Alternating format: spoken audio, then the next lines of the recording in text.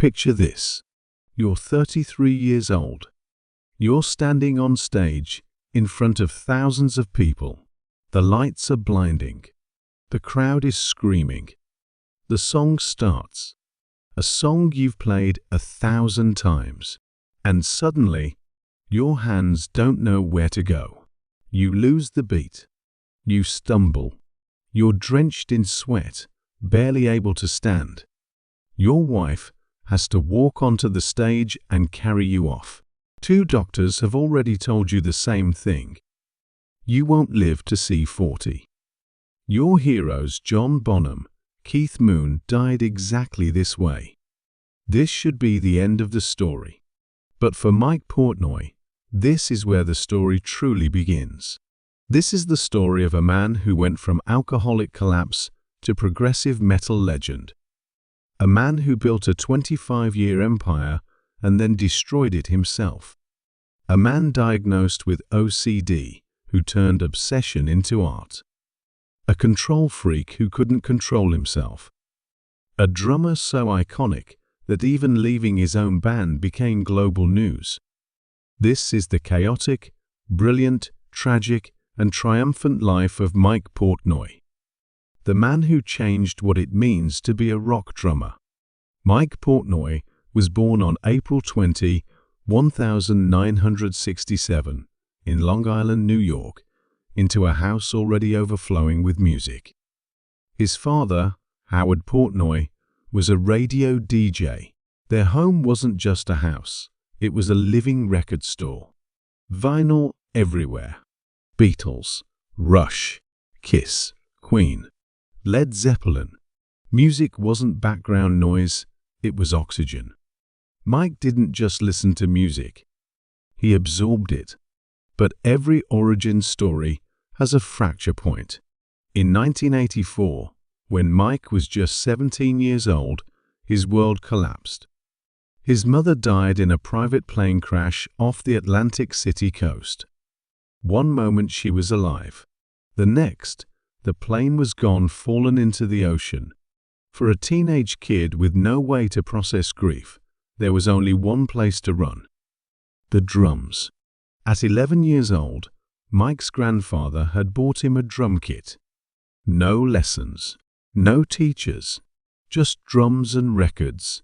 He played Beatles albums and copied Ringo Starr. He blasted Led Zeppelin and chased John Bonham's thunder. Keith Moon became his chaotic North Star, wild, explosive, unpredictable.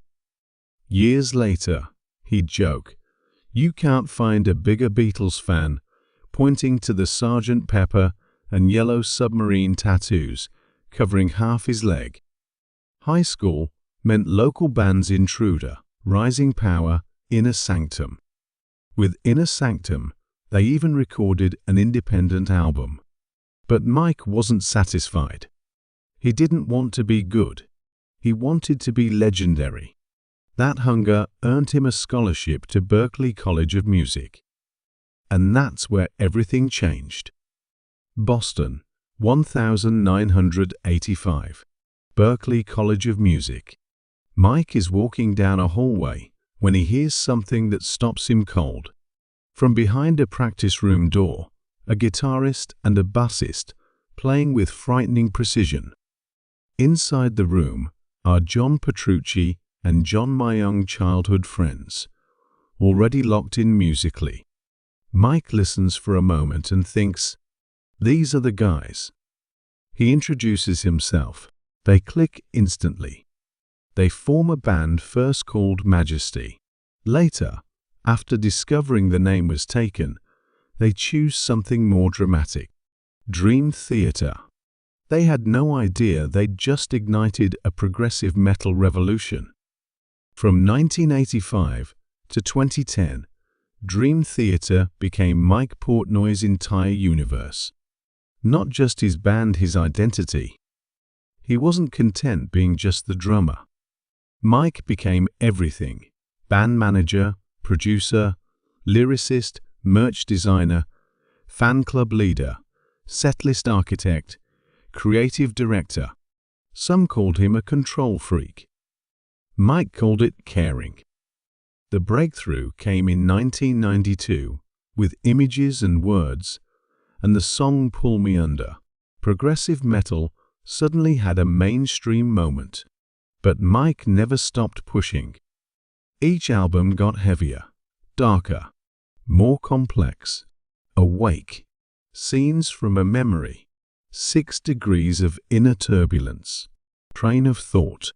His drumming became infamous, 15/8, 19/16, time signatures that made other drummers give up. His fills felt like math problems detonating in real time. The awards piled up, 32 Modern Drummer Awards. Hall of Fame induction at just 37 seconds, only to his hero, Neil Peart. But empires built on obsession always carry a cost. Mike Portnoy was a functioning alcoholic until he wasn't. In the late 90s, Dream Theater was at its peak. Sold-out tours, critical acclaim, devoted fans, and Mike was drowning in alcohol.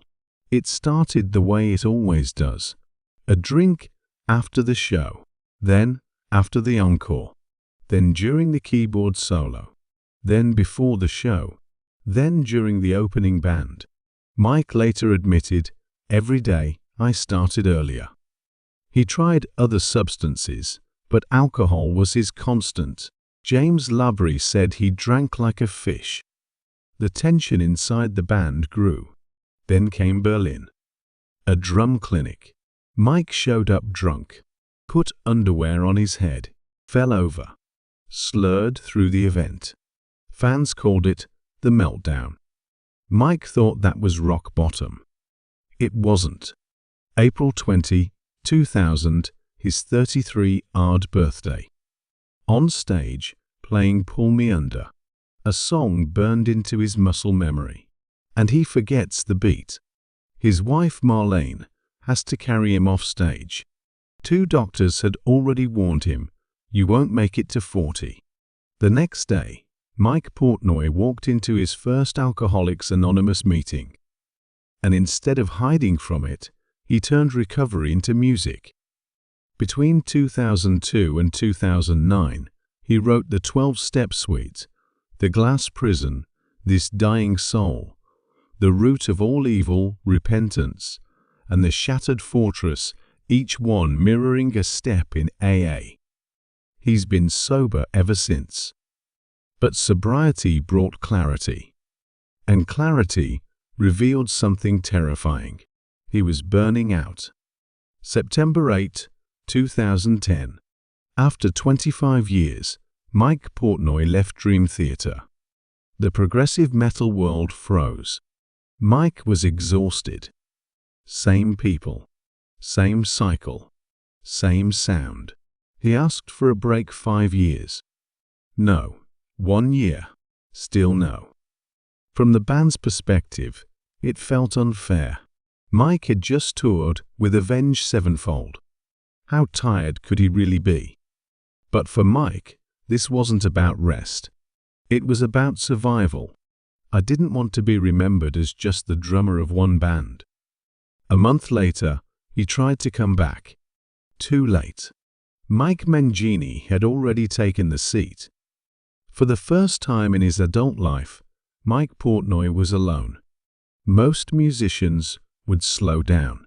Mike Portnoy joined 7 bands at once: Adrenaline Mob, The Winery Dogs, Flying Colors, Transatlantic, Sons of Apollo, Metal Allegiance, Liquid Tension Experiment.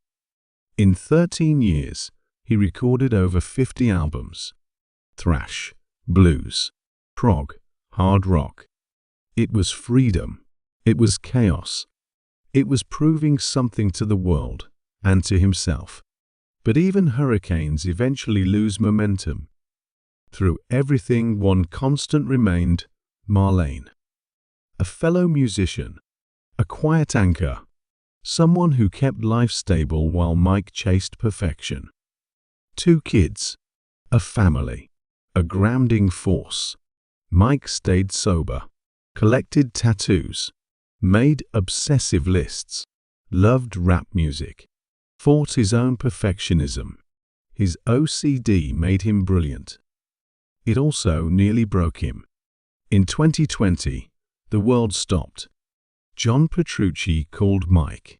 They played together again. Then Liquid Tension Experiment reunited. The final wall was James Labrie. In 2022, they met backstage. Hugs, tears. 10 years of silence vanished in seconds. On October 25, 2023, Dream Theater announced it. Mike Portnoy was back. October 20, 2024, London, O2 Arena. Pull Me Under begins. This time, he doesn't miss a beat.